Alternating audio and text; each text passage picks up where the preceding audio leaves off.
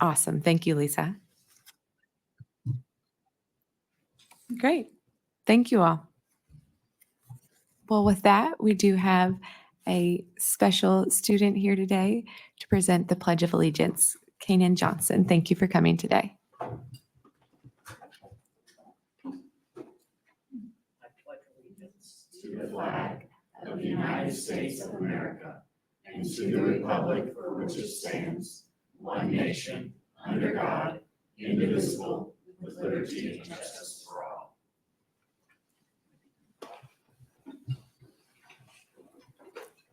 Thank you so much for coming in today and for leading us in that. We so appreciate it. We'll move to a moment of silence, please.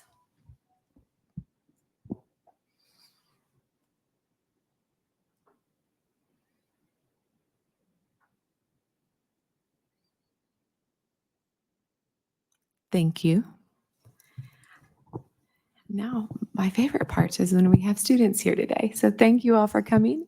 We're going to welcome up Dr. Jones to introduce one of Bentonville's wonderful students to us today. Thank you for coming in. I want to introduce Yvonne Bukenya, and she is an Ignite construction student. She just graduated she actually attends Bentonville West High School, but both schools contribute to our Ignite program. And she is the co-founder and president of Girls Who Build, and she organized a regional conference for construction, invited all the regional girls, and I walked into this conference full of vendors of every kind, really impressive speakers, and I was greeted by Yvonne, who organized the whole program. She will be attending the University of Kansas to pursue architecture, and most importantly, she is really impressive and kind as a human being, and so I want you to welcome her and let her just say a couple of words. Yvonne?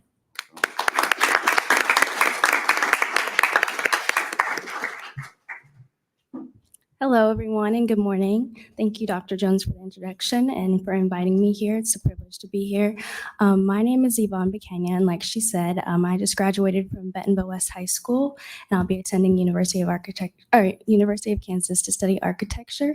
I was in the Ignite program for 2 years, where I did construction management, and that's where I started the Girls Who Build initiative. My friend and I recognized a gender disparity within our program. There was only 7 of us girls within it, as opposed to roughly 60 guys. And it is no surprise that construction is male dominated, but we knew that there had to be girls out there like us who shared a passion for it. And so we began planning with us 7 girls for a conference for girls across Northwest Arkansas who weren't able to have that opportunity, like we did at Ignite, for collaborative opportunities, educational opportunities, and things of the sort. And so this past March, we had our first annual Girls Who Build conference, where 150 girls all across Northwest Arkansas came. They heard from esteemed guests and presenters like Dr. Jones and Miss Emma were with us. They got to learn about the different things that they do in their jobs and how they got started. And then as well as we had a lunch and a breakfast provided, all completely free. We got a lot of funding, especially from Bentonville schools, so thank you all.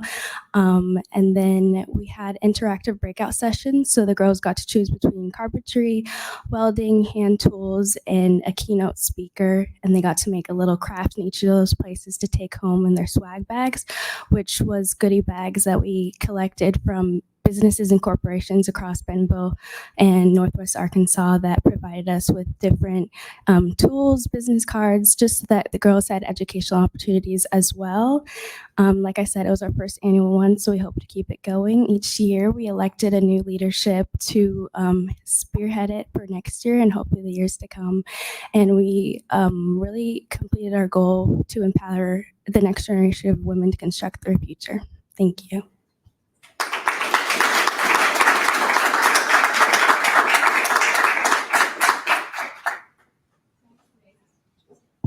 That is amazing. Thank you so much, Yvonne, for coming in and for sharing us, but most importantly for your work.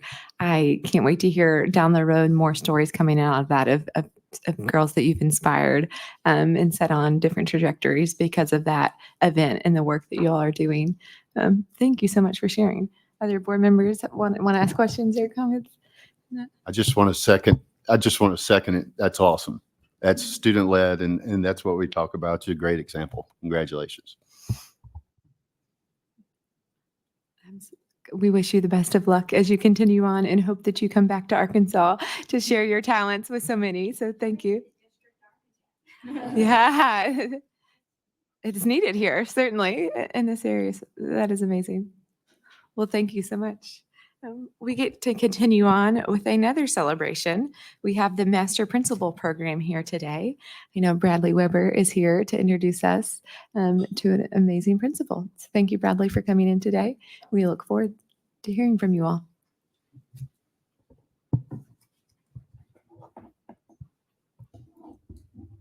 Just going to say that's a tough act to follow.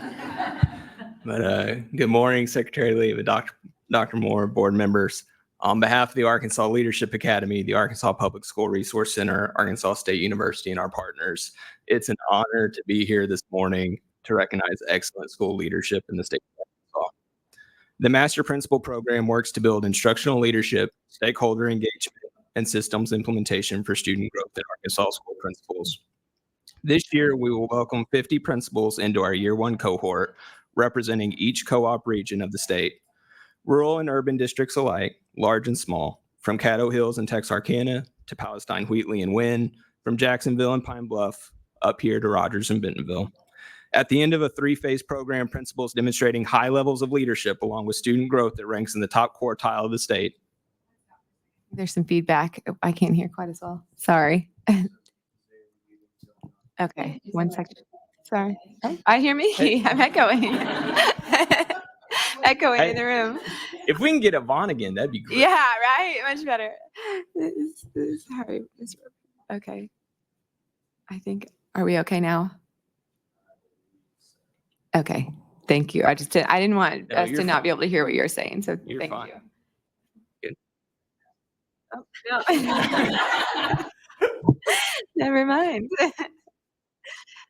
Do we have, okay, do we need to make sure any of our devices are muted? Okay. Um, Mine is muted. That's so weird. I don't know. Sorry.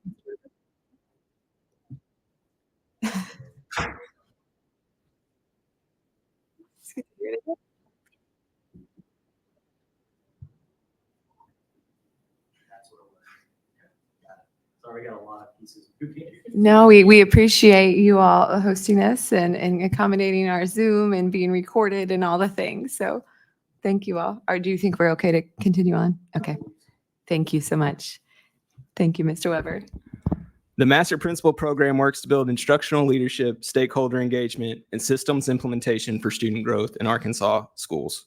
This year, we'll welcome 50 principals into our Year 1 cohort, representing each co-op region of the state, rural and urban districts, large and small, from Caddo Hills and Texarkana to Palestine, Wheatley, and Wynne, from Jacksonville and Pine Bluff, all the way up here to Rogers and Bentonville. At the end of the 3-phase program, principals demonstrating high levels of leadership, along with student growth that ranks in the top quartile of the state, are eligible for designation. This year, our team, including board member Rollins, had the privilege to visit Elmwood Middle School, home of the Raiders and affectionately termed the Emerald City, where Principal Molly Davis and her staff have served middle school students in the Rogers School District. The site visit team noted the culture of accountability, community, and high expectations. The Raiders rank in the 83rd percentile in value-added growth for student academic performance. The Amazing Raider program teaches students life and job skills, and the families in Rogers have come to expect a campus of safety and opportunity. Parents we spoke to described Elmwood as a school where the staff meet your students where they are and push them beyond where they ever thought they could go, where no one ever gives up on a kid, and the school their older children miss the most. Students commented that their peers remind them when to put their phones away, when to get their work turned in, and when to act right. Staff at Elmwood described it as a place to take risks and fail forward. One teacher, whose parents were janitors at the school, recalled the care and compassion he knew as a young boy being what called him back to teach there. Miss Davis was described as restless in her pursuit of advocating for students, including her push to make sure no Raider ever needed to purchase their own school supplies. Every student at Elmwood receives grade level English instruction plus differentiated instruction based on need, be it acceleration, small group phonics, or language development. The work happening at Elmwood under Principal Davis's leadership is changing the future for students in Arkansas, and for that reason, we're excited to designate her today as an Arkansas Master Principal.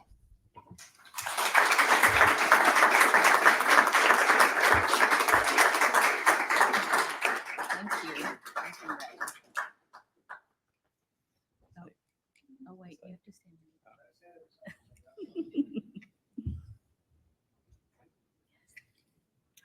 Just want to say thank you to the school board, the state legislators for really supporting the Arkansas Leadership Academy. I can honestly say they truly provided me with the skills, the resources, and the community of master principals and principals across the state to do my job every day. And it really starts with setting that mission and vision and being restless and relentless and sticking to it for quite some time. So I appreciate Ms. Rollins for coming. You are welcome at Elmwood anytime. We love visitors, and we would love to showcase our students for you as well. So thank you.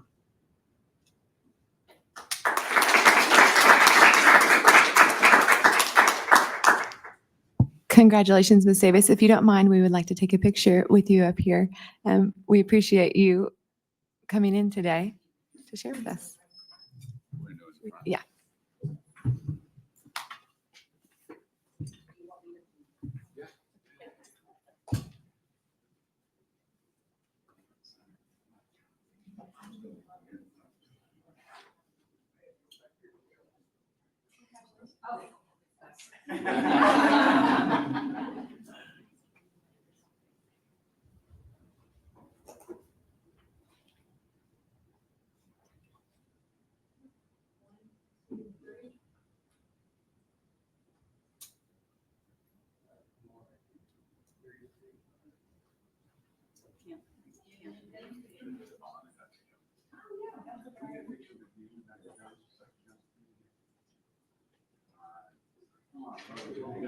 Yes.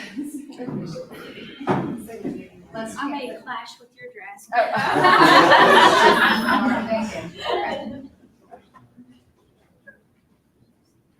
One, two, three. One more. One, two, three.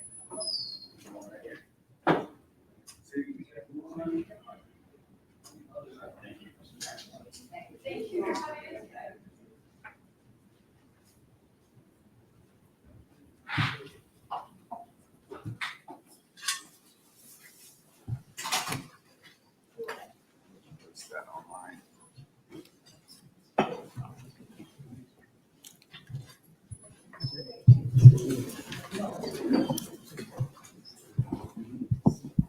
Great. With that, we will move along. We'll check in. Are there any changes to the agenda? I don't believe so. Great. Then we will start our action agenda with item number 1. We have a waiver request from the North Little Rock School District. Ms. Smith, thank you. The Commissioner. So North Little Rock should be on the Zoom. They have put in a waiver request for 3 different waivers, one for teacher licensure, one for flexibility and scheduling, and a third one for class size and teaching load. It's my understanding that they implement a program called Opportunity School Culture. This is something that the department supported a couple of years ago. So Carly Saraceni and her team wants to work closely with the North Little Rock School District as they continue to implement, but would definitely encourage you to ask questions around the different waivers. Thank you, Stacy. Is there someone from North Little Rock on Zoom right now?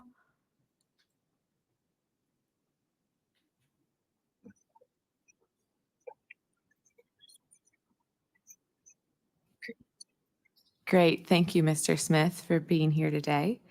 We want to offer if you have any remarks you want to start with, or our board members will start to ask questions.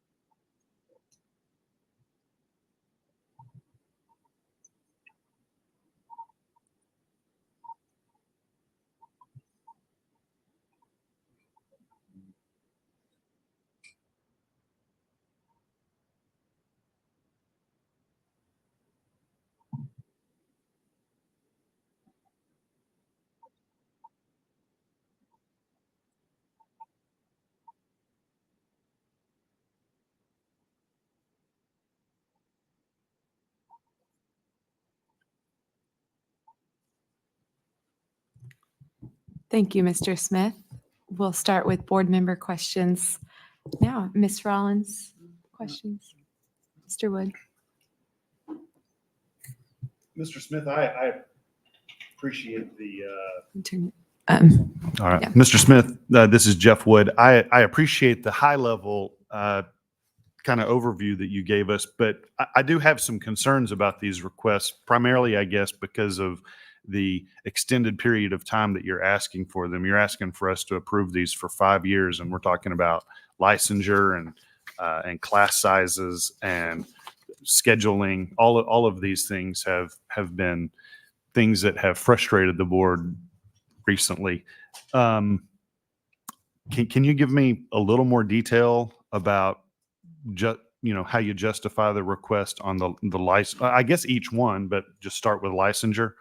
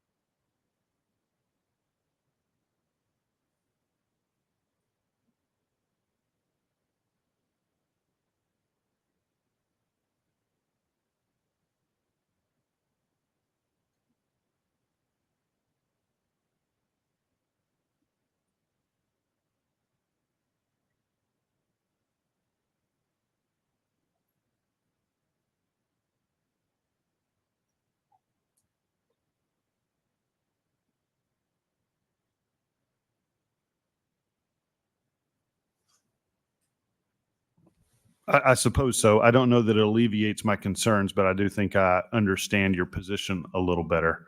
Why don't you go ahead and give a little more detail with regard to flexible scheduling?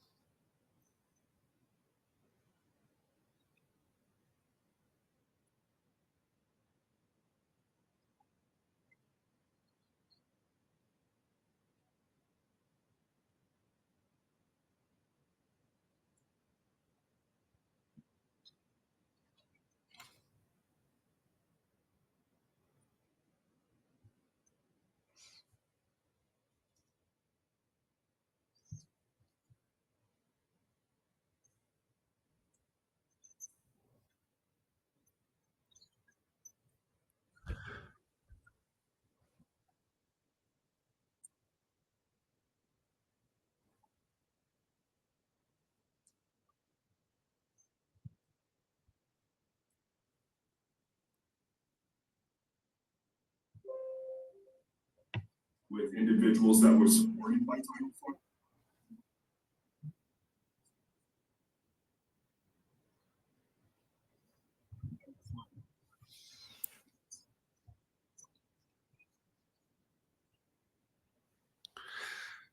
A little bit. Can you explain what are the qualifications of an RA?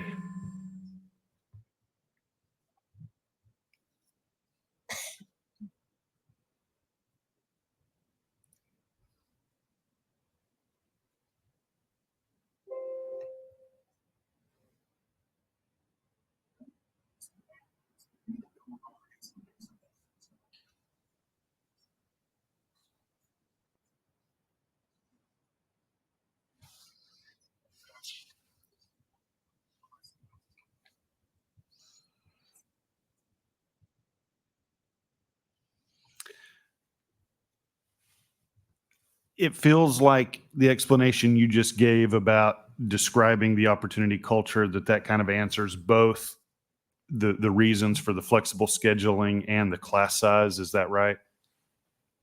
Or are they different explanations? Like, both of those things are fine.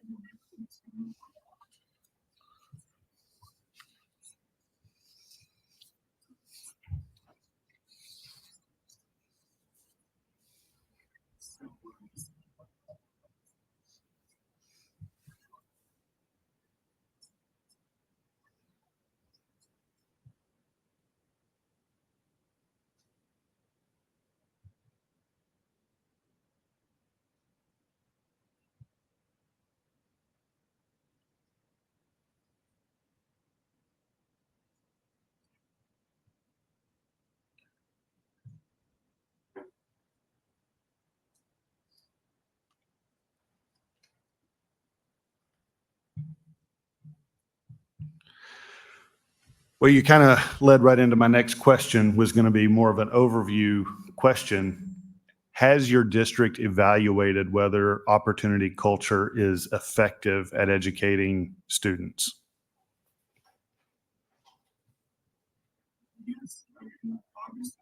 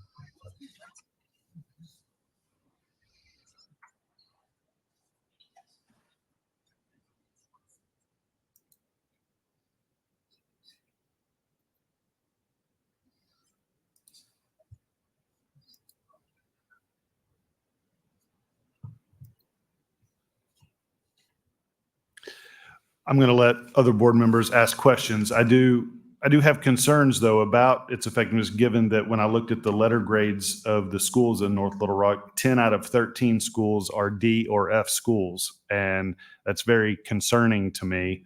The growth scores do not indicate a substantial effectiveness at giving students a year of growth, and I think the results are kind of mixed on improvement in ELA, even in the younger grades that you cited.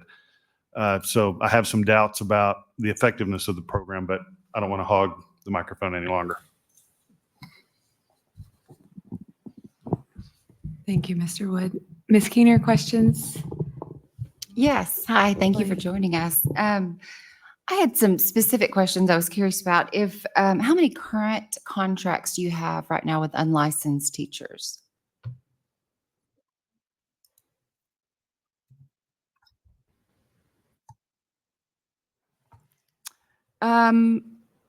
I suppose the teachers that for which you're seeking the waiver. So anyone that this waiver would cover.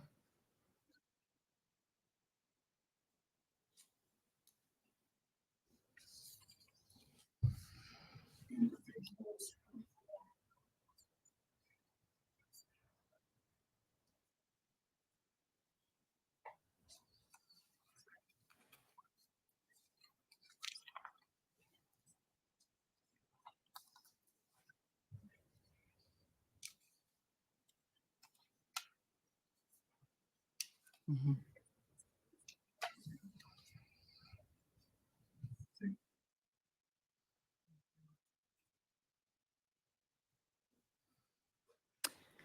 So, and I guess the data that we just got said that y'all have about 544 teachers. Is that right?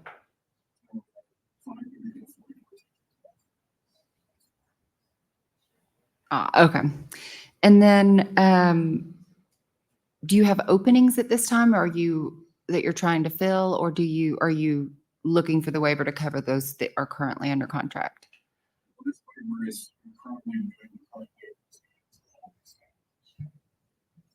Mhm.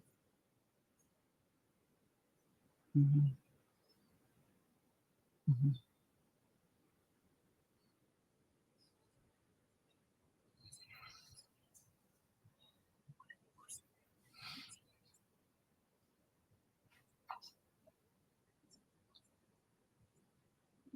Mhm.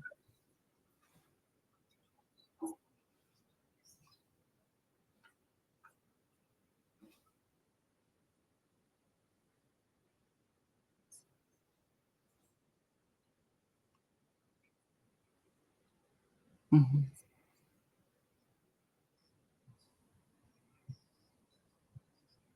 Okay, and then I had a question for Ms. Saraceni. Is that something, can I ask? Yes, she's on. I thought I saw you on there. I was looking through the data that's in the consent agenda, and those numbers, I'm probably looking at, maybe these are different numbers, but the numbers that are in there don't match the numbers that he's mentioning.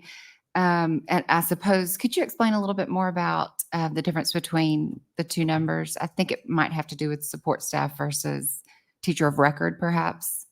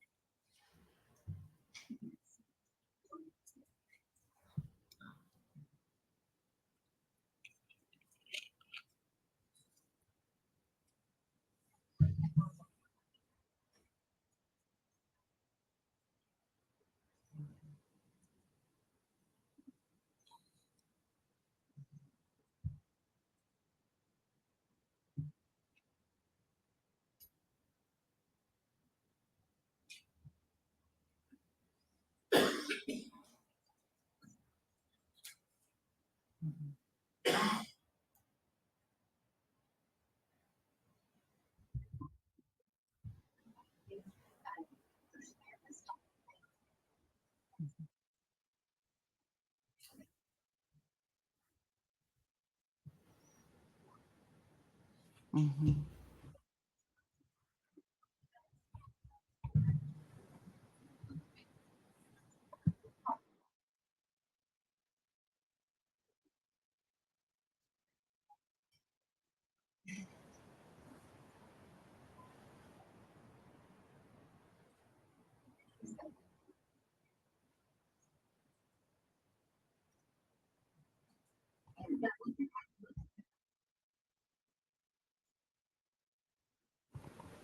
Thank you.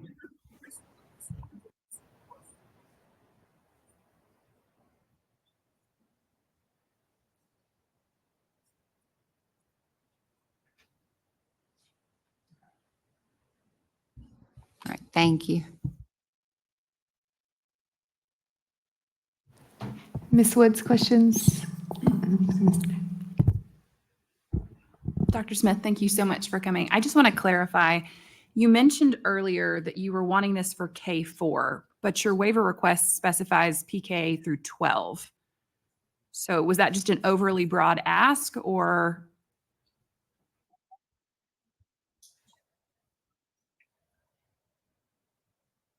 Okay.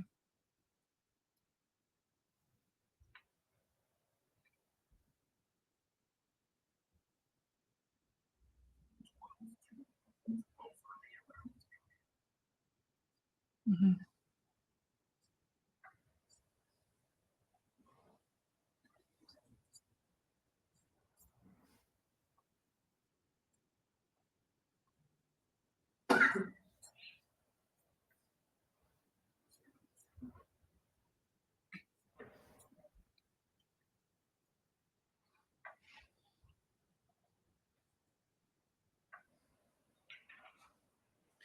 Right, but, and forgive me if I misunderstood, but weren't you just saying that your opportunity learning model is actually only effective at the lowest grades? So I hesitate to grant a waiver for all the way through 12th grade when really what we're looking at is the lower grades for K through 4.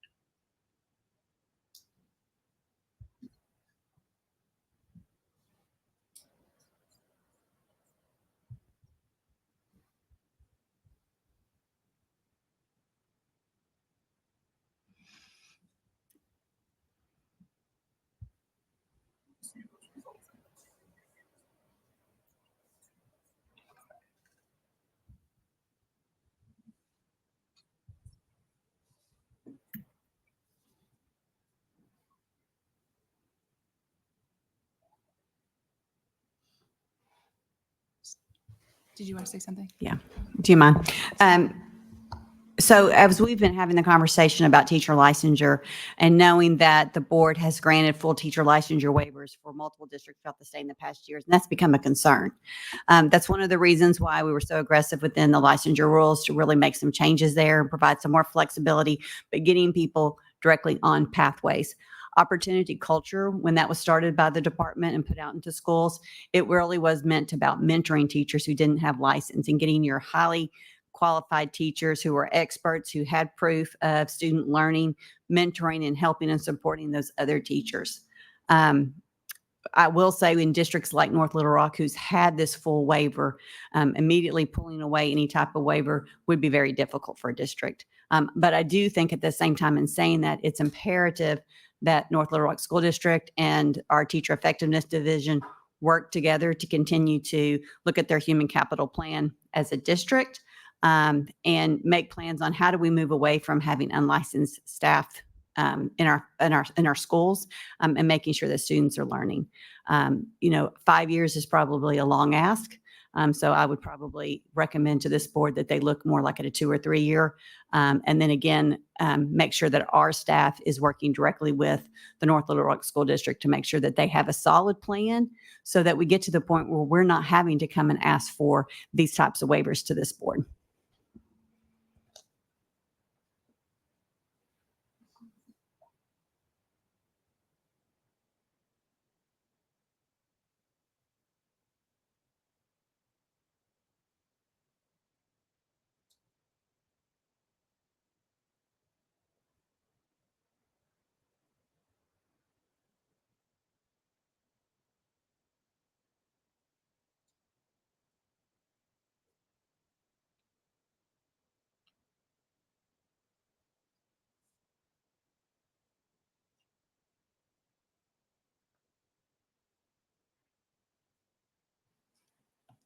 Okay. Mr. Henderson, questions?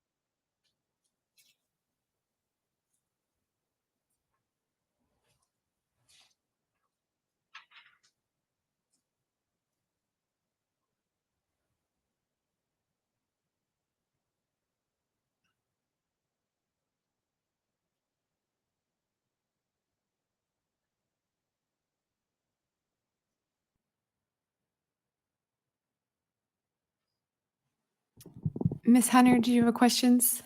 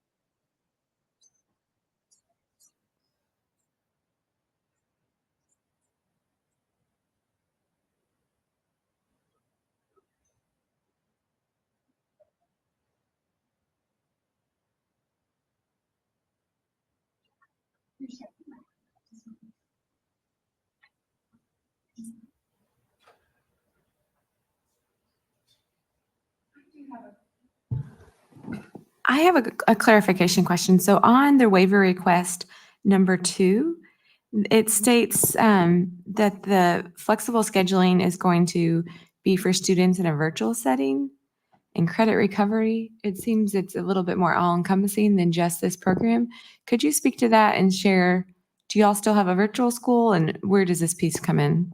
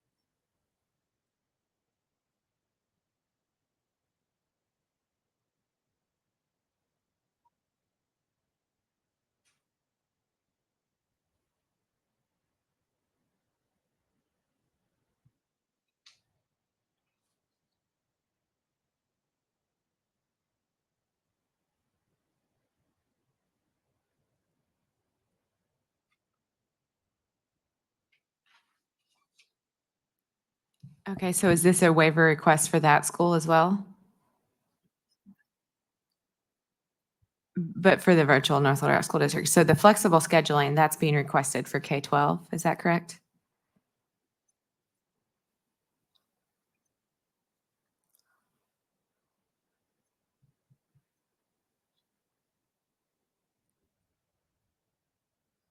Okay, so can you tell me at your high school level, do you have a lot of students doing partial day, or do you have students doing full day? Okay. And I know that's allowable under law anyway, but a little bit of concern here with a totally open waiver on flexible scheduling when we're just talking about, it seems like we're just talking about the opportunity culture model. And then this actually is for any school, any student in this district. That virtual school, does that not, do you not have specific waivers for that school that need, do you know what's the renewal process for that?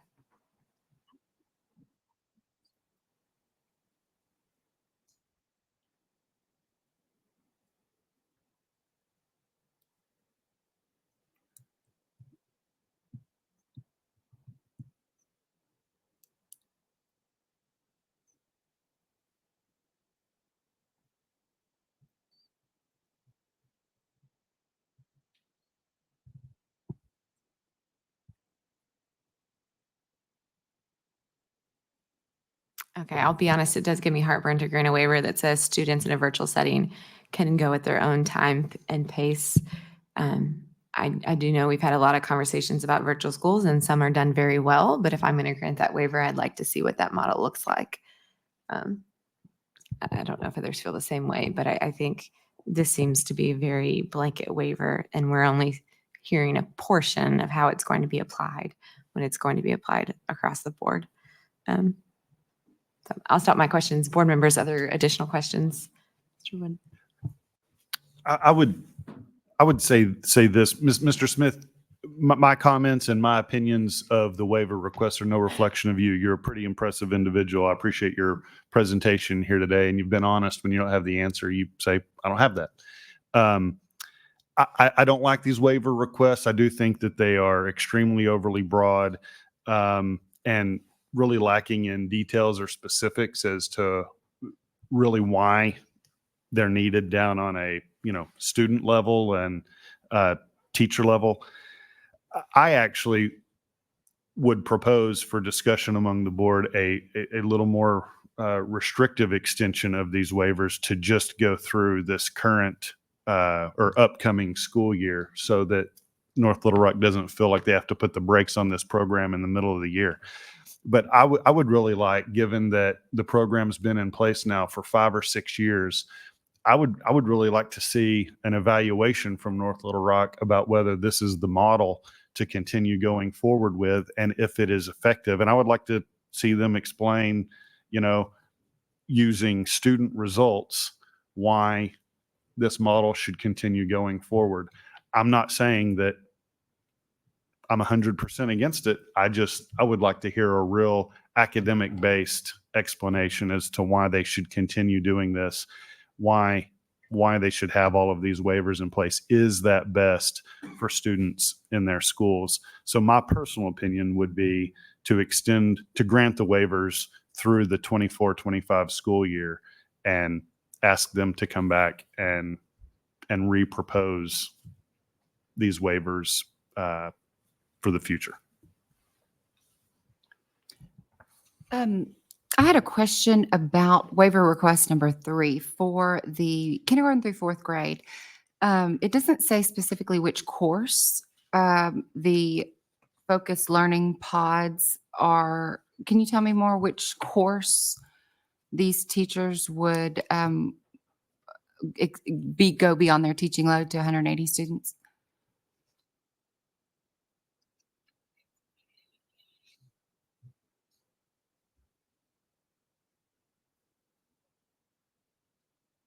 Mhm.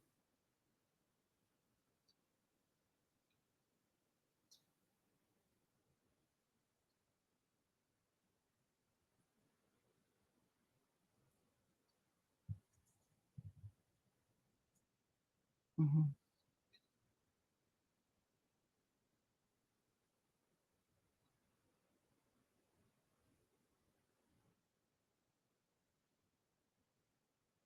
Mhm.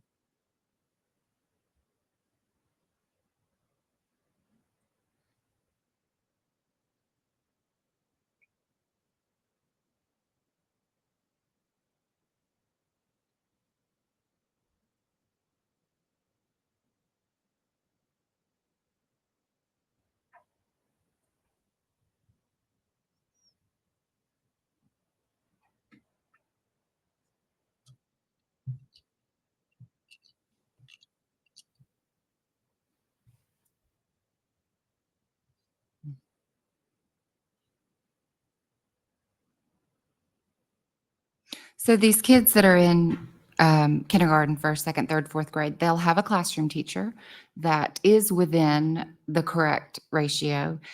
And so this would be just for a curriculum specialist, say. And is it typical that curriculum specialists are limited to a certain number of students, that they're limited to 150? Is that typically they don't, right? Like, it's a local decision. So I guess I don't understand waiver request 3. Because if there are, it appears as if there might be a single teacher coming in and giving reading instruction, say, and popping in and out of classrooms. And with 180 students, they lack any ability to do formative assessments throughout the day or build relationships, understand learning styles. So either I'm misunderstanding the need for it because it's a curriculum specialist who maybe who does pop in, or it's so far against best practices that I disagree with it. So I'm not a fan of waiver request 3. Along the same lines of Mr. Woods, I'm inclined to do a single year for waiver requests 1 and 2, and with the understanding that we can get some current numbers and follow up next year and say, okay, show us where these folks are on your path, on the 3-year path I think you mentioned, and how did these teachers move throughout the year? How many, you say you had 3 that didn't meet the standards. How many did? How far are they along the path? So that's kind of where I stand. If I can add, and I'm sure Dr. Smith would be okay, is I would suggest if we want to do a progress update, to do that in the spring after we administer our second statewide progress monitor. So we'll be able to get a current snapshot in time on student growth between Progress Monitor 1 and Progress Monitor 2, and be able to compare the schools within the district within the state, and it would be real-time information. So I think Dr. Smith and his team would be willing to work with our team to provide that update for you.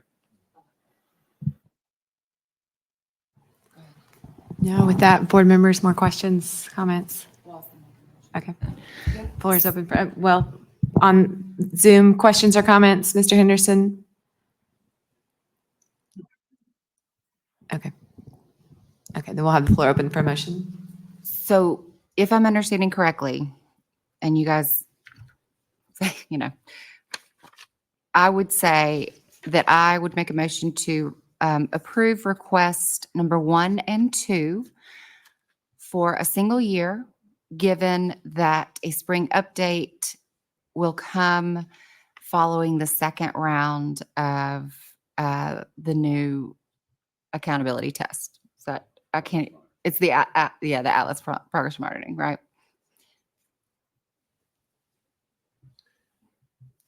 So there's a motion on the floor. Is there a second? I'll second that. I agree with Ms. Keener that waiver request number 3 is very confusing, and it's just so broad and open-ended. It makes me really quite nervous. So I'll second her motion on waiver number 1 and 2. Okay, there's a motion by Ms. Keener, a second by Ms. Rollins. I'll open the floor up for questions or discussion before. I do have a question. Do you intend for this to be through the coming school year, or do you mean it 1 year, meaning it would expire January of 26? Good question. No, I would say through this current school year. So I would say to, would it be a fiscal year? Was that better to do? So perfect. Through the 24-25 school year. Any further questions? Okay, then we will take a vote. All in favor say aye. Aye. Any opposed? Motion passes. Thank you. Thank you, Mr. Smith, for getting on today. I would like to echo what's being said about, and excited to hear about the interim reports.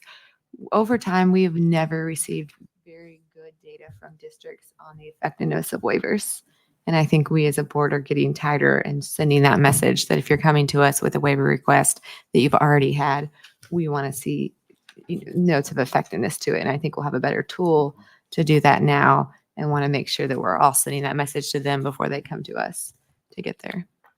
Before we move on from this topic, could I ask about waiver request number 3? I know we just voted on 1 and 2, but what is the effect of us not extending the waiver they currently have to the end of the school year? I believe Mr. Smith already got off. Oh, you're still on. Okay.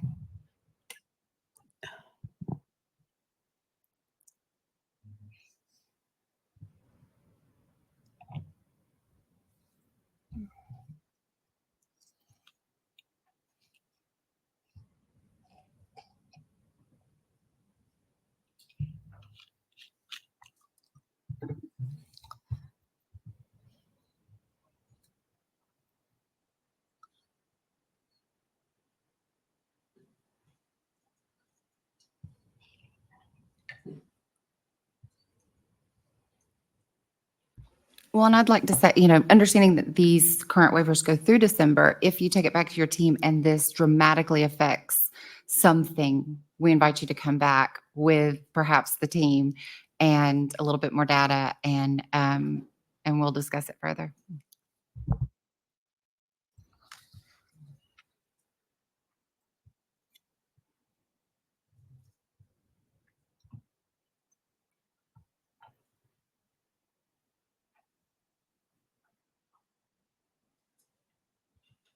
Thank you. Thank you. I would add too, at that point in time, have their virtual school come in as well.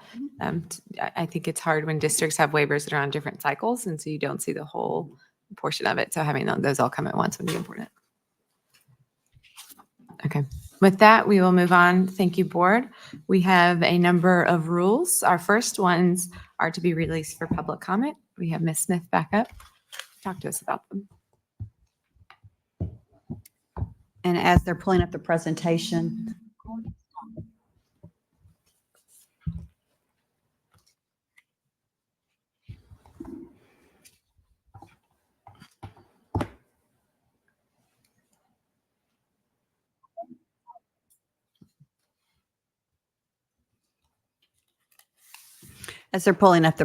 there it is. We have a couple of rules today. Most of these you have seen before. Those that you haven't, I'll take a little bit more time to, hit it. But most of them you have seen today. Here we go. Just a reminder of the process. Rules are released for public comment by the state board. So we'll have one of those rules today that it's being released for the first time. Public comment period is 30 days and a notice. If there are lots of changes to the rules and lots of comments to the rules, they go back out again for another 30 days before they come back to the board. And you'll see a couple that did that today. When they come back to the board for final approval, after they leave you, they go over to the Arkansas Legislative Council. And so we did have a set of rules today that made it to the ALC, had some questions, and we've made some more changes, and you'll see those coming back to you today. So again, this is a process. These rules get read by lots of people, commented by lots of people. So hopefully we will be able to move through these fairly easily today. So the first set of rules that you're seeing is the rules releasing for public comment. So this is the first time that these rules have come to you. This is the rules governing consolidation and annexations for school districts. If you'll remember during the last legislative session, that's when the conversations around Marvel Lane were going on and the 350 number. And at that time, the state had to publish this list of 350. And districts who fell under that number had to come and ask for a waiver from this board to remain open. All right. When that was happening, there was legislation that basically repealed that. And so the board no longer has the ability to involuntary consolidate a district just because they're under the numbers of 350. And so these rules reflect those changes. The second thing that you see in these rules is the process for district boundary changes. And that has become a conversation at least 2 different times this past year when there were not well-defined guidelines and steps for what districts are required to do. So those have been included in these rules to be released again for public comment. So this will be the first time that this set of rules is being released. So they will come back to you again. So at this time, I'll pause to see if there's any questions, but I would go ahead and ask for a motion to release these rules for public comment. Okay. Board members to my right, questions? Okay. Ms. Rollins, questions? Mr. Wood, Ms. Keener? I just want to comment that I'm glad that there's going to be a local process for district boundary changes. That's I strongly believe where that decision should be made. So I can appreciate these. So if you want to go to. Yep. No, I was at Mr.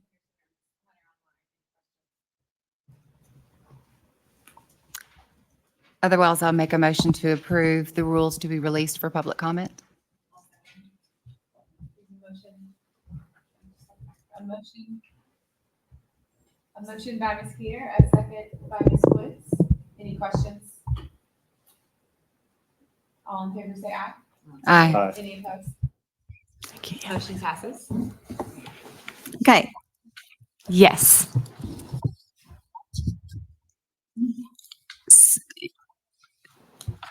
Sorry. Yeah, I think we had the microphone malfunction, but we're back on. Did you have a question, Ms. Hunter? I apologize. Okay. Thank you.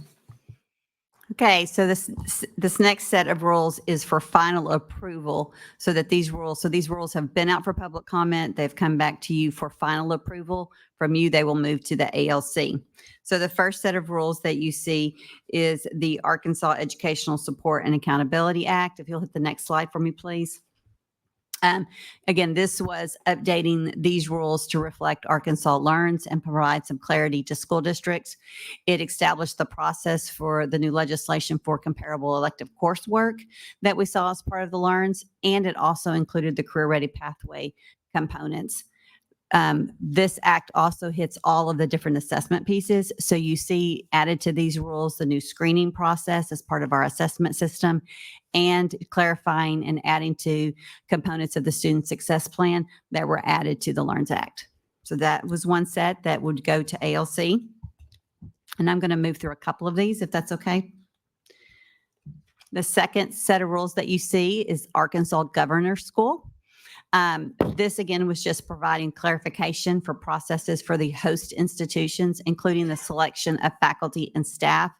Most of the changes in these rules were really about clarity.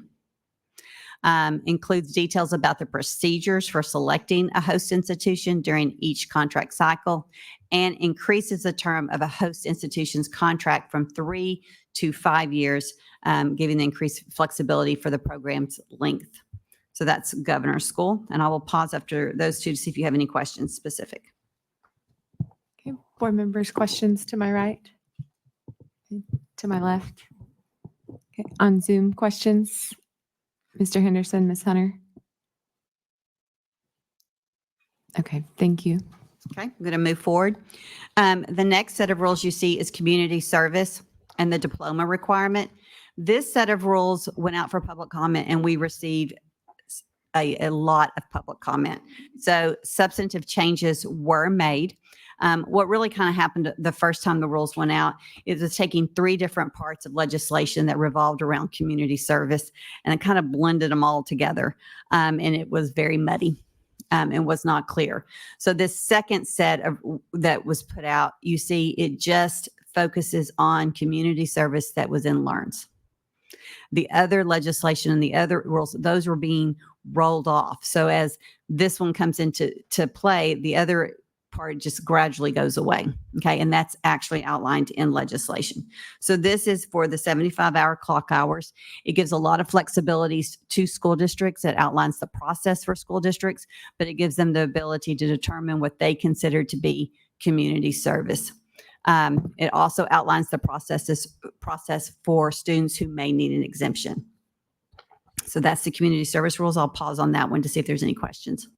Board members, a questions? question in terms of if a student completed 75 hours in their 9th grade year, would that satisfy the Yes, ma'am. graduation? Okay, so they don't have to do more just the next year. Okay. No, ma'am. They just have to have 75 hours. That where we had a lot of questions was the law actually outlined certain hours per years, but that was for students who were moving in or transferring in afterwards or left. So if they moved in their junior year, they would not be required the full 75 hours. And would something like what Yvonne did this last year count towards community service? If her district saw that as a community service opportunity, then absolutely yes. Okay. Dr. Jones, count that as community service. Yeah. She's like 75 and more. Come on. Love it. Board members, questions? Questions on Zoom? Okay, I'm going to pause there and go ahead and ask for a motion on those 3. If we can get approval for those 3 that we just did: Arkansas Educational Support and Accountability Act, Arkansas Governor School, and Rules Governing Community Service for final approval. I'll make a motion to approve those. Okay, there's a motion by Ms. Woods to approve 3 sets of rules. Is there a second? Second. A second by Ms. Rollins. Any questions or comments? Okay, we'll take a motion. All in favor say aye. Any opposed? Motion passes. Thank All you. right, the next set of rules, if you'll please. Thank you, has to do with educator licensure. Now, I think if all the rules we voted on, this may be the one you voted on the most. It keeps coming back to you. There was an appendices in this one that had fees outlined for licensure fees that was removed. BLR caught it as it was going through the process, and now it's coming back to you. That appendix has been added back. That is the only change that you see. So it was inadvertently left off. So we would ask for approval for that one today for final approval. I'm going to continue to move on and see if we can do all of these at the same time. The next set of rules is the overnight travel. This is also one that you guys have done a final approval on. There was some clarifying questions, and so you're seeing it again. The clarifying questions on this was we had questions around coaches entering locker rooms like at halftime for coaching opportunity. And the way the rules were written before, it wasn't completely clear. So they've restructured it a little bit just to clarify that there can be coaches can go into locker rooms for coaching opportunities as long as there is another same sex as the athletes present, adult present. So that can be a employee, it could be someone in the audience, but you just have to have another adult in the room. They've clarified that. So we feel good about those being able to move forward. And the next set of rules you see has to do with fiscal assessment and accountability. These were already existing rules. The only changes you see there were the references for teacher fair dismissal and the Public School Employee Fair Hearing Act. Those rules were amended because those two sections were repealed in legislation. And the last one has to do with math intervention. So LEARNS requires a math intervention plan for students in grades 3 through 8 who have not performed at the state assessment. We have included that math intervention plan within the new Atlas system, the same way that we've included the individual reading plan. Parents have to be notified at least 2 times a year. So we feel like that math plan, being able to give that to parents during that first parent-teacher conference and even following up that second time would be helpful to school districts. Interventions that could be used are high-dosage tutoring, assignment of a teacher, and extended math opportunities. So we would ask for final approval of those rules as well. And then I believe we have one more. Or is, no, that's it. That was it. So we have 4 sets here. Board member, or 1, 2, 3, 4, 4 sets. Board members to my right, questions on these 4 rules. To my left, questions. Right. Mr. Henderson, Ms. Hunter, any questions for you all on these rules? Okay, I know this culminates a lot of work by the agency going through a lot of rules. So I appreciate you all's work on that. With that, we'll open the floor for a motion if no questions. I'll make the motion for final approval on these 4 Right. rules, sets of rules. A motion by Ms. Rollins. Is there a second? A second by Ms. Hunter. Any questions or comments? We'll take a vote. All in favor say aye. Aye. Any opposed? Motion passes. Thank you. And with that, we are at the end of our action agenda. Is there any new business at this point? Okay, we'll move on to the consent agenda. Board members, give you a second to review the consent agenda. Are there any questions on items or any items that you want to be pulled to be heard at a later date? I guess I did have one question about one of the educators that we're taking action against. I don't think that Ms. James is here. Is that right? She's not, but yes, there she is. Oh, hey, I'm sorry. I thought you might be here today. My one question was on, I think it was Courtney Bell, because you're asking for a revocation on her. And I noticed in her file that she was never interviewed. Is that accurate?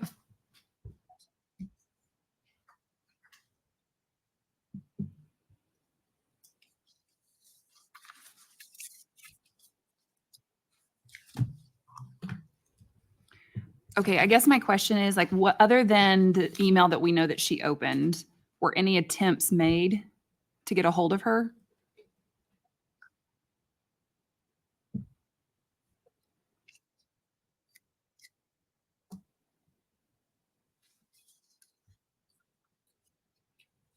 Okay, but she just made no communication. My only heartburn is taking somebody's license away that we haven't spoken to, so I just want to make sure we exhausted all of our avenues at this point to get a hold of her.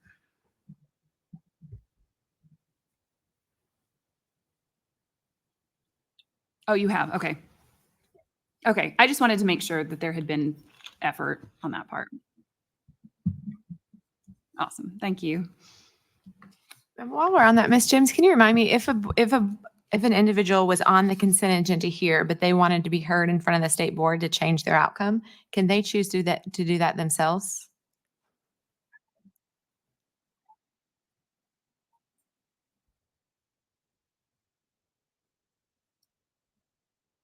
Mm-hmm.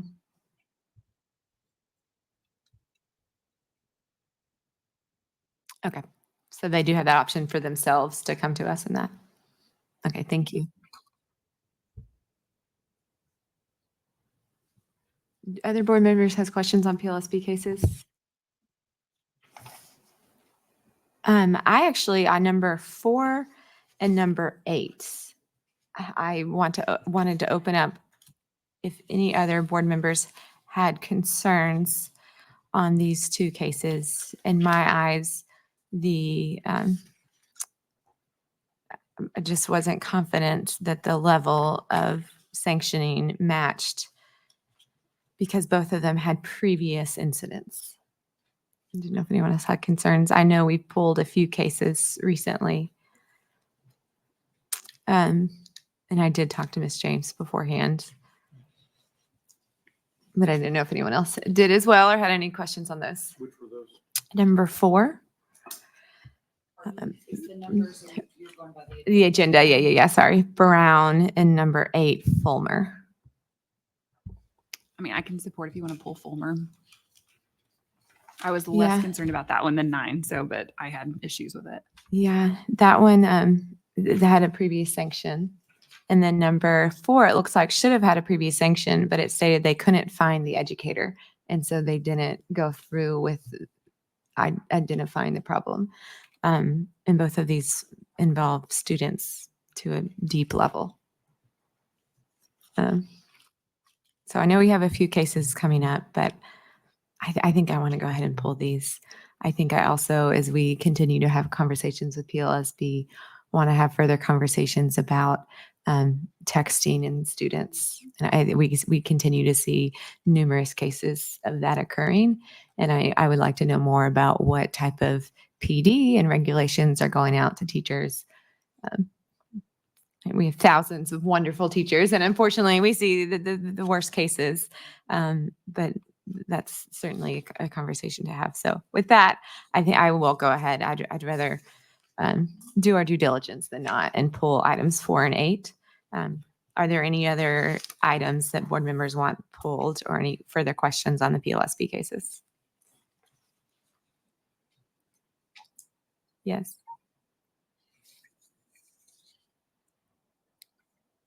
Yes.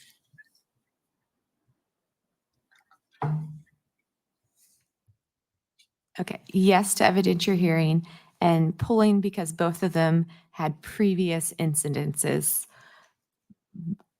in which they either had a sanction or it looks like should have had a sanction by PLSB. So it wasn't the first time that something had happened.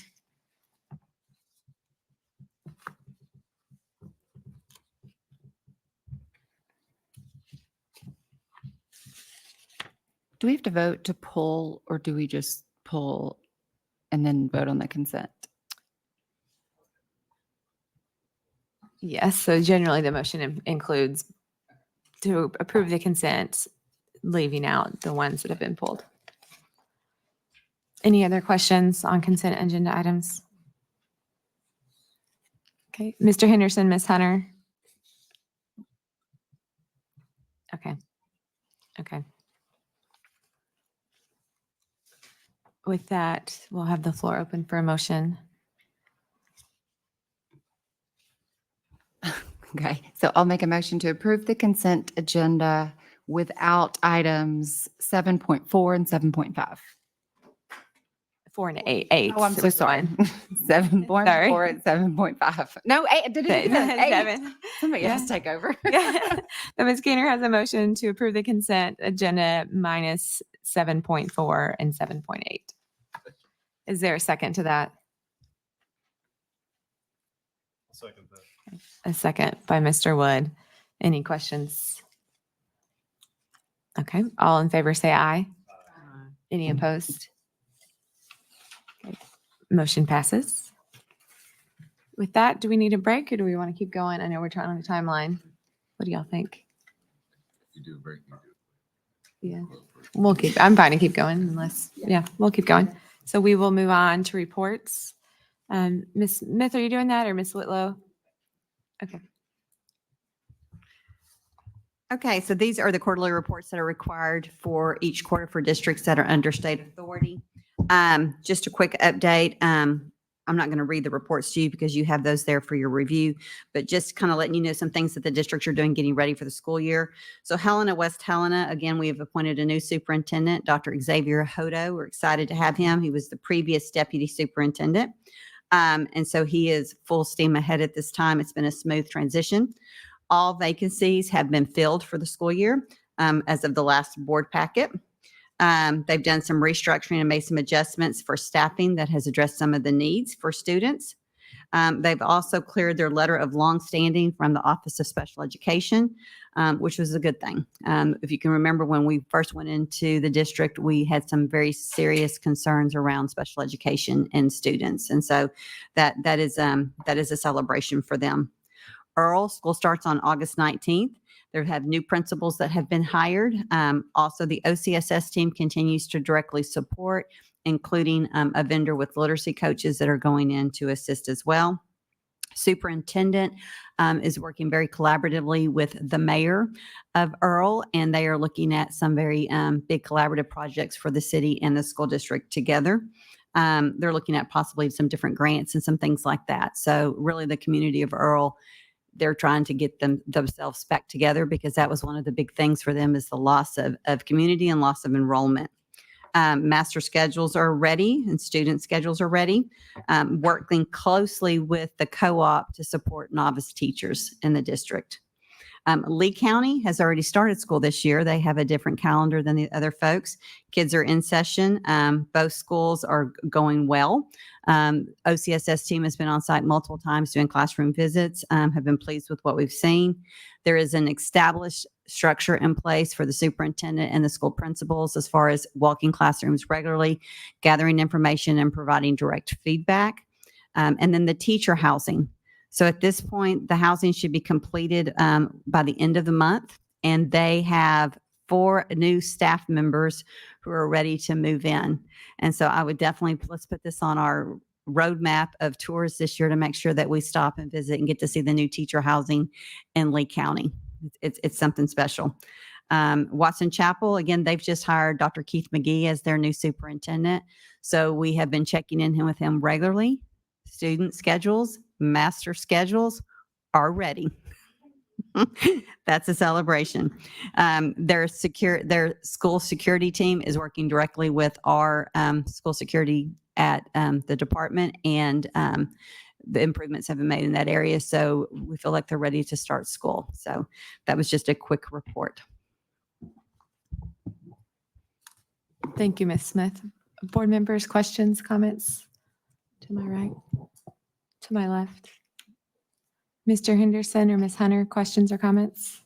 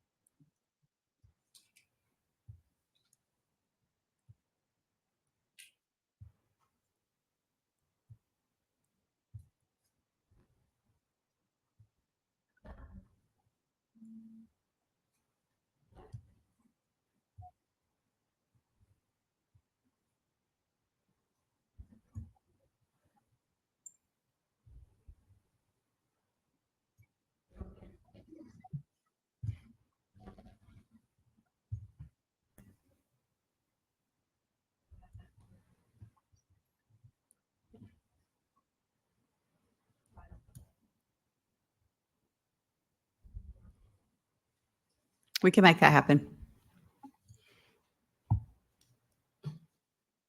Along those lines, I apologize that I missed the meeting in Blytheville last week, but was it decided that we'll have a September update from them? Well, Or- I'm glad you brought that up because I was going to ask during board liaison reports tonight, and I don't want to put any of our board members on the spot, but I think it would be appropriate to ask one of our board members there to do an overview of the Blytheville meeting. Okay. Because I think we had some robust discussions. I don't know. Okay. Ms. Rollins did a wonderful job chairing that meeting, so maybe I'll put her on the spot and see if she wants to provide an overview, or we'd be happy to, but I think it would be appropriate to have an update on that. Okay. Well, Ms. Smith, maybe we can do it together, but I felt like it was a great meeting. A lot of the community came out. The room was full. I can't remember. Would you guess how many people were there? I would say 150, 200. Yeah. Yeah. So that, to me, that spoke volumes that many people out in the community came to be heard. And we had, gosh, probably 20 to 30 speak to us as well. I think the challenging part was the room felt divided. I know they're struggling with the superintendent who's been put on leave. But the board, I felt like, was very determined and was open to support from the department, which they really, really need. But I think the main message that day to me when I came away from it was, you have got to work together. Roll your sleeves up.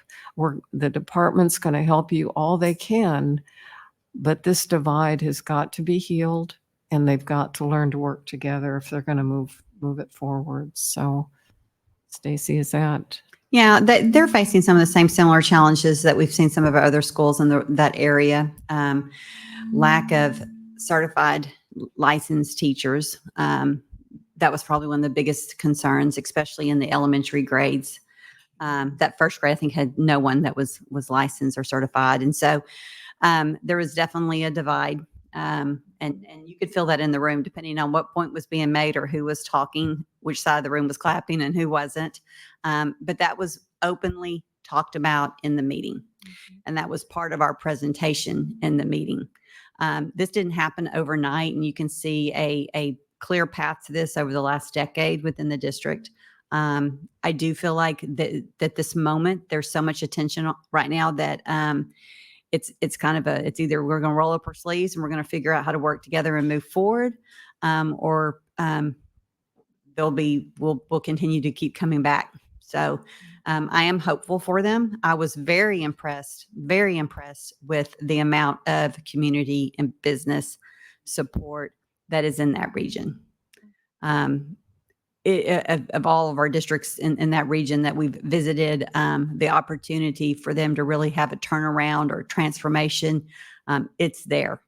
And they've just got to make the decision to figure out how to agree and disagree and move forward. The hard part is to see the board really struggle, and they really need some training on how you work together and how you work with the superintendent and how very important that is. So.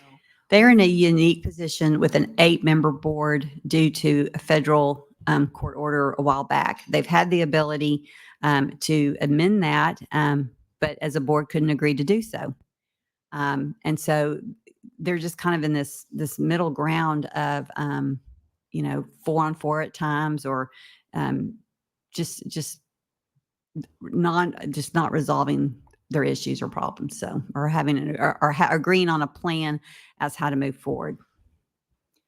Well, and one of my thoughts walking away, besides that, agree with both of you on your kind of evaluations of it. One thing that I heard a lot of plans, a lot of intent, a lot of we will, and I want to see action. And so one of the things that we asked was for them to conduct a survey of their families, not only still remaining in the district, but also those that have left the district, and to kind of find out, are there trends? Is there, some sort of a common pattern that we're seeing? They agreed to present that at their August 22nd board meeting. And so when we see them in September, we're hoping that they're already receiving some results and maybe have some patterns in order to do some real planning of action items. So I look forward to that. I'll also add that we do plan on having them do an update next month at the September board meeting, because we gave them some specific actions. And our school improvement team has been on site in Blineville. In fact, we've had folks there every day this week and I think last week as well to help deliver on those actions. And our understanding is that the board is having a special meeting tonight to make a decision about the superintendent. So we're monitoring that as well, because there's some key pieces of leadership that need to be put in place if we're going to help support this district. And our team is actually leading on-site professional development for those unlicensed teachers to set up, make sure that they have strong mentors and they're getting the support that they need. So we're continuing with boots on the ground, and it's been very well received, especially by the community as well as the school district and the teachers there. So we should have a pretty robust update for the board next month. And additionally, Ms. Rollins, we have reached out to the School Board Association to see if they would be willing to do some school board training. So we'll follow up on that as well. Speaking on that, I have just a tiny little update or report of my own that I had the privilege of joining the new superintendent over at the Arkansas School for the Deaf and her board meeting, and was incredibly impressed with her work. She is incredibly knowledgeable, but she's also going in eyes wide open and helping the board do the same. So I was incredibly impressed with her work and the passion and the investment that board has. They are, I think, in a similar way, sort of seeing their school in a new light and understanding perhaps the reality of the situation. And so very appreciative of the new superintendent and the work that she's doing. And I look forward to visiting. I want to set a baseline kind of visit of where they are right now, and then visiting maybe in a year or two, or in a year, and then again in another year, and see how the updates continue. I'm hopeful there too. Thank you, Ms. Keener. That's great that you're able to get there. And I agree. I think we should all at some point be able to hopefully visit the campuses. Any other board reports, board members? Mr. Henderson or Ms. Hunter?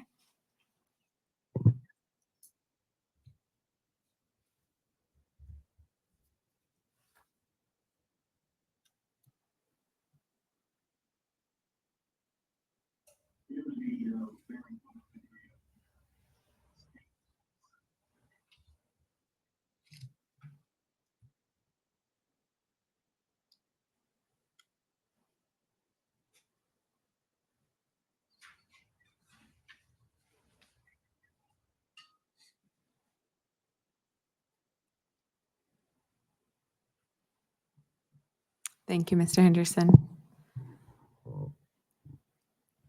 Any other board reports? Okay, let's move on to an exciting board report from Ms. McCaslin, our teacher review report. Thank you. It's been a busy last 4 weeks. After I saw you guys last time in July meeting, left a few days later to head out to Huntsville, Alabama for Space Camp. Little bit different setting and a little bit different week than what we had back in April and May in Washington, where they wined and dined us. We were little kids again at summer camp and lived the week in the local dormitories at UAB or University of Alabama in Huntsville. But it was a great time. There were not the entire cohort made it, but there were 50 of us there, and just an awesome time to see them again. It was a week of professional growth, but it was also a lot of learning for us. They divided us up in teams, so it was competition for the week. And we had an opportunity to meet astronaut Mike Foreman. He's been on several shuttle missions, has done a couple of spacewalks. It's not every day you have the opportunity to talk to a man like that, but great opportunity for there. And we carried out a couple of missions. We carried out a mission at the International Space Station. Unfortunately, we left 2 in space when we returned to Earth, but somehow still won the competition for the week on missions. that tells us a little bit of how the other teams perform. But of course, all kinds of hands-on activities that they taught us and ran us through that we can bring back to our classrooms. They had us build a rocket. My rocket performed about like my science grades in high school, never got off the ground, but everybody else's did. But really cool time. That's a heat shield we're creating out of, they gave us all types of materials to choose from and construct our own heat shield. But every one of the activities they put us through, we can bring back to our classrooms, which is awesome. Of course, we have several schools who went to the hybrid schedule this school year. Nashville is one of them, so they're in week 2. And that meant I could get an early start to my school visits. So I drove over to Nashville on day 2. Over there on the left is Terry McJunkins. She is the business teacher there at Nashville High School. And they have an internship program during the day. And on the student schedule, it'll say internship. And they have partnered with several businesses, local businesses, the local hospitals inside the community. And the students are on their own, go out, apply for the internship. It's all kinds of work-based learning opportunities right there within the community, within the school day. And over there on the right, that's actually my sister-in-law. And she's a 3rd grade math teacher and a recipient of the merit pay this year. She teaches 3rd grade math. So, and also yesterday on the way up here, stopped at Kirby High School. They're getting ready to start, I believe, on the 19th. Went north from there up to Caddo Hills, stopped in. It's PD week, professional development week for most of the schools. And toured Caddo Hills, the academy there. What they're doing with CTE is so impressive. And can't wait to go back and learn more and come back here and tell you all about it. But I was really impressed with what they're doing there at Caddo Hills. And finally, Monday of this week, we celebrated our 14 regional finalists for Arkansas Teacher of the Year 2025. And just an awesome opportunity to shine the light on the teachers. They're doing such a great job across the state. And of course, we also named our 4 semifinalists. Kimberly Dickens from Alma. She's an AP Literature and Composition teacher.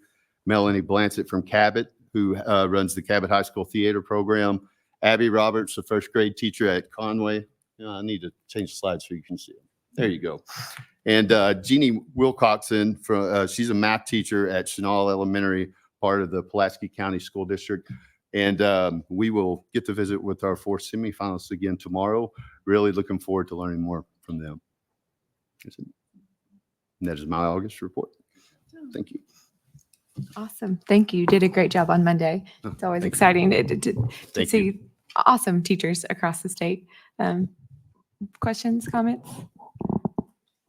Glad you had a great month and glad Space Camp went well. It's a really awesome opportunity. With that, we'll go to the commissioner's report.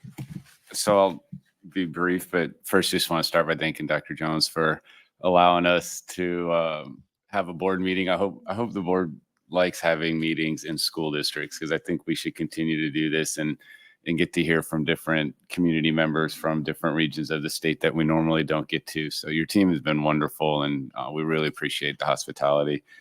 Yvonne, you have a bright future. I loved hearing your story and your initiatives and about your leadership. Even though you're studying architecture or construction, you're molding yourself into a fine young leader that's going to continue to do great things. And the Ignite program, if the board isn't familiar with it, I'm sure Dr. Jones would love to invite some of our board members to come see it, but it is a truly remarkable opportunity for the young scholars in this area to get that hands-on experience and get a step up in their future and in life. So congratulations for what you do, and we really appreciate it. I know how Molly Davis was here as the principal that got a master principal designation.